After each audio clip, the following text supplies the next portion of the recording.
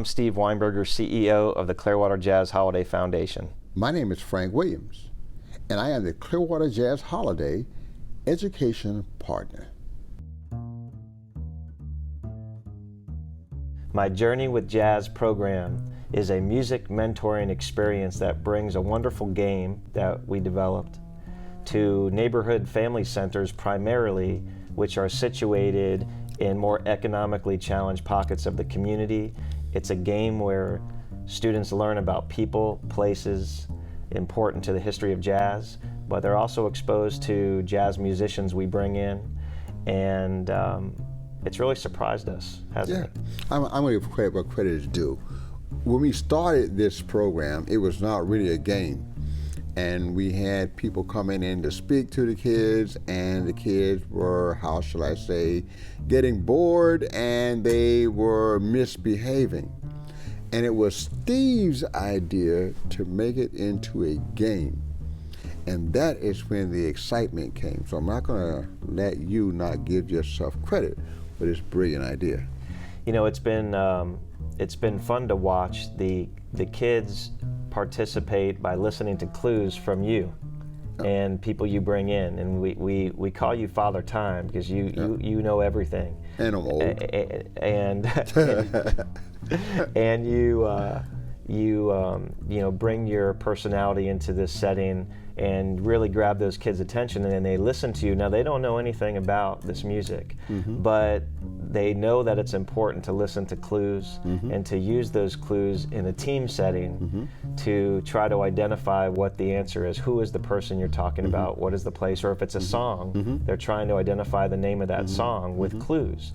And so there's a strong emphasis on listening and comprehension, right?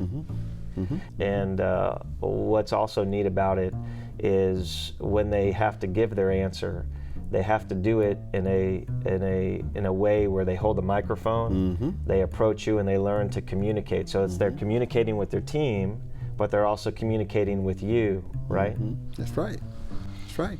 And the thing is, when I am giving them the clues, when I give my little monologue with the clue embedded in it, I'm always given a lot of or some extra historical information, so that embedded is the clue, but there's also a more general perspective of the historical situation that created the music or the place or the person. So the kids are learning a whole lot more than the specific information related to that clue.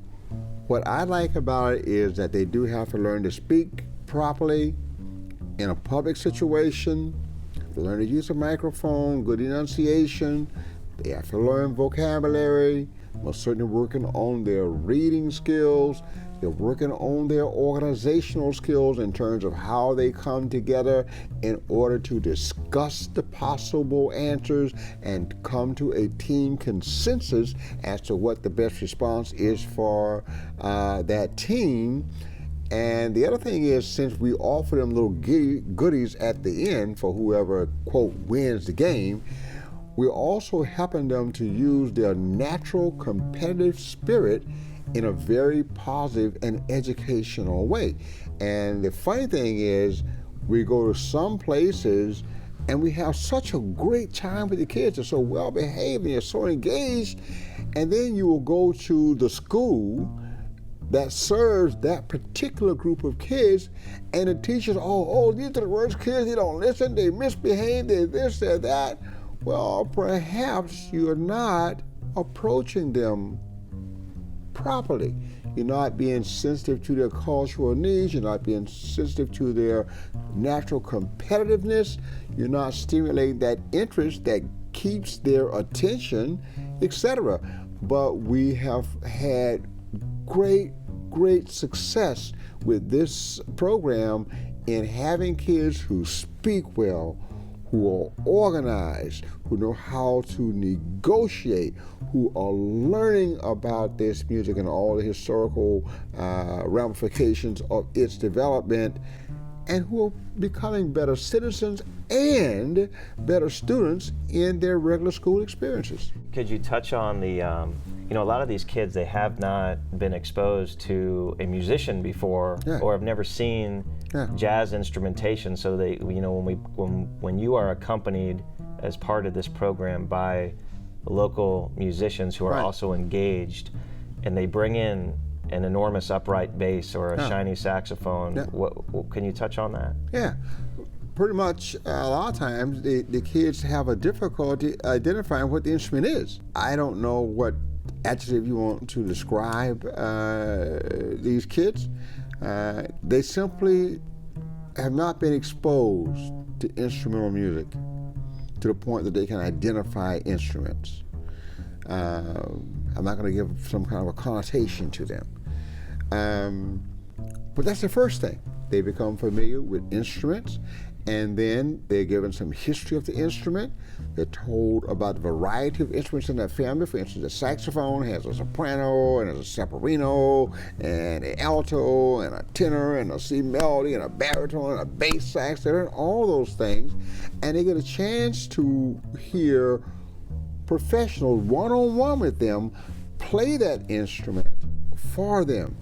And once again, they're sitting there clapping along with the music, having a good time, singing along with it. So they're having a very enjoyable experience while learning about instrumental music and this world of jazz. My Journey with Jazz program. Yes. My virtual journey with jazz. So we developed My Virtual Journey with Jazz in 2020 in response to the pandemic in a way for students to engage with the My Journey with Jazz program, because we couldn't go into the neighborhood family centers. And soon we hope to be able to do that again.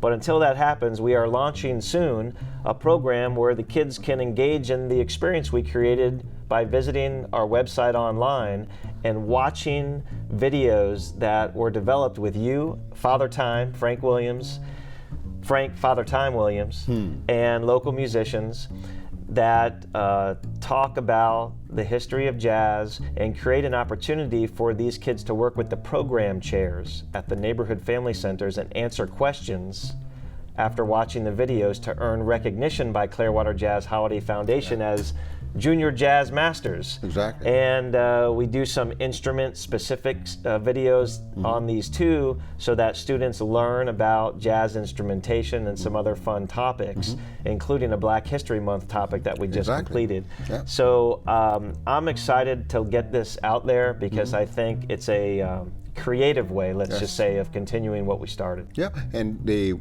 wonderful thing is I have tailored my dialogue to address all of the information needed for the kids to answer the questions and be successful on the evaluation so they can get a reward, get acknowledged, and get that sense of pride that comes from individual achievement. Yeah, what's really cool is that as they earn the Junior Jazz Master status, they'll get a picture taken with the certificate, and we'll begin to build on the website this sort of wonderful record of people that have participated in my virtual journey with jazz, and in that way sort of show the public as they visit the page how we are one student at a time building a next generation appreciation of this art form.